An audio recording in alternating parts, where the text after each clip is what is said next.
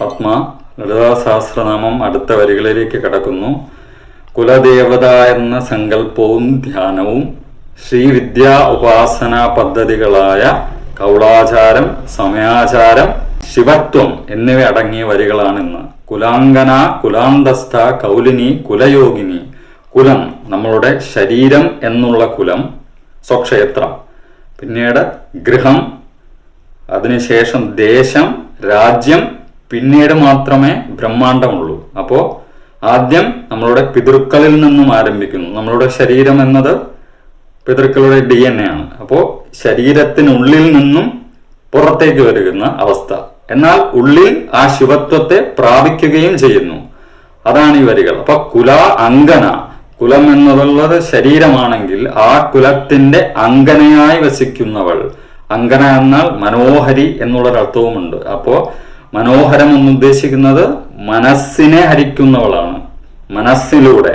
അപ്പൊ ആ മനസ്സ് എന്നുള്ളത് ഉള്ളിലാണ്, പുറമെ അതിന്റെ ഭാവങ്ങളാണ്. അപ്പോൾ അമ്മ ആ കുലത്തിന്റെ അങ്കനയായി വസിക്കുന്നവളാണ്. കുലാങ്കന, കുല അന്തസ്ഥ, ആ കുലത്തിന്റെ ഇന്നർമോസ്റ്റ് ഡെപ്ത്, ഏറ്റവും ഉള്ളിന്റെ ഉള്ളിൽ വസിക്കുന്നവളാണ് അന്തസ്ഥ. അന്തസ്ഥ എന്നാൽ ഉള്ളിന്റെ ഉള്ളിൽ വസിക്കുന്നവളാണ്.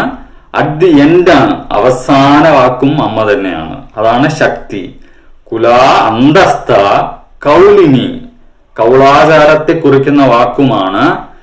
കുലം എന്നുള്ള ആ കുലത്തിന്റെ ദേവതയായി, സകല കുലദേവതയായും വസിക്കുന്നവളാണ്. അതായത് സകല കുലങ്ങളുടെയും ദേവതയായി, അധിപതിയായി, അധിപയായി വസിക്കുന്നവൾ. അതാണ് കൗളിനി. കൗളിനി എന്നാൽ കുലങ്ങളുടെ എല്ലാം അധിപതി, അതായത് അധിപ, ശക്തി എന്നുള്ളതാണ് കുലദേവത എന്നുള്ള സങ്കല്പം. കൗലിനി കുലയോഗിനി, കുലത്തിലൂടെ യോഗത്തിലേക്ക് നമ്മളെ എത്തിക്കുന്നവൾ. ഇവിടെ മൂലാധാരത്തിൽ നിന്നും സഹസ്രാരപത്മത്തിലെ ശിവത്വത്തിലേക്ക് എത്തിച്ചേർക്കുന്നവളാണ് അമ്മ. അതാണ് കുലയോഗിനി, യോഗത്തിലേക്ക് എത്തിച്ചേർക്കുക. അകുല സമയാന്തസ്ഥ സമയാചാര തത്പര. കുല എന്ന് നേരത്തെ പറഞ്ഞു ശക്തിയെ. ഇപ്പോൾ അകുല, അകുല എന്നാൽ കുലാതീതമായത്, അതായത് ശിവം, ശിവൻ, ശിവത്വത്തെയാണ് അകുല. കുലമില്ലാത്തത് എന്നുള്ള അർത്ഥമല്ല ഇവിടെ. കുലാതീതമായത്, കുലത്തിനും അതീതമായതുള്ളതാണ് ശിവത്വം. നമ്മൾ പറയുന്നതിന് എന്തൊക്കെ കുലമുണ്ടോ ആ കുലത്തിനെല്ലാം അധിപൻ അല്ല, അതീതനാണ്. അപ്പോൾ അകുല സമയാന്തസ്ഥ, അങ്ങനെയുള്ള സമയാന്തസ്ഥ, സമയത്തിനും അധിപതി. അതായത് സമയം എന്നുള്ളത് നമ്മളുടെ ക്ലോക്കിലുള്ള സമയം അല്ലെങ്കിൽ ഘടികാരത്തുള്ള സമയമല്ല. സമയം എന്നുള്ളത് ഉള്ളിലുള്ളതായിട്ടാണ് ഇവിടെ പറയുന്നത്. ഉള്ളിലൊരു സമയക്രമം നടക്കുന്നുണ്ട്. ചക്രങ്ങളിലൂടെ, ശരീരത്തിലൂടെ, ഹൃദയ തുടിപ്പിൽ ഒരു സമയമുണ്ട്. ആ സമയത്തിന്റെ അധിപതി, സമയത്തിന്റെയും അന്തസത്തയിൽ ഉള്ളത്. അകലെ അല്ല, അടുത്താണത്.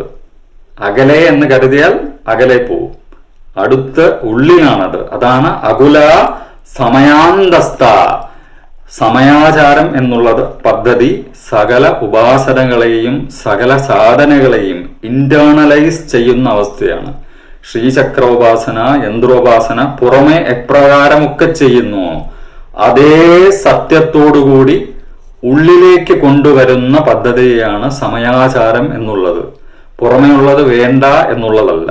പുറമെ എന്തൊക്കെ ചെയ്യുന്നു ആ സാധനങ്ങളെല്ലാം ഷഡ്ചക്രങ്ങളിലൂടെ ഉള്ളിലേക്ക് എത്തിക്കുന്ന പദ്ധതിയാണ് സമയാചാര പദ്ധതി. അപ്പൊ സമയാചാര തത്പര, തത്പര എന്നാണ്. നമ്മൾ തത്വമസി. അപ്പോ ആ തത് എന്നുള്ളത് നമ്മളിൽ വസിക്കുന്നത് കൊണ്ടാണ് പര, പരാശക്തി.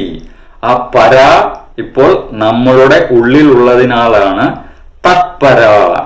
അപ്പോൾ സമയാചാര തത്പര, നമ്മളുടെ ഉള്ളിൽ അമ്മ പരാശക്തി വസിക്കുന്നു. ഷഡ്ചക്രങ്ങളിലൂടെ ശിവത്വത്തിലേക്ക് നമ്മളെ എത്തിക്കുന്നു.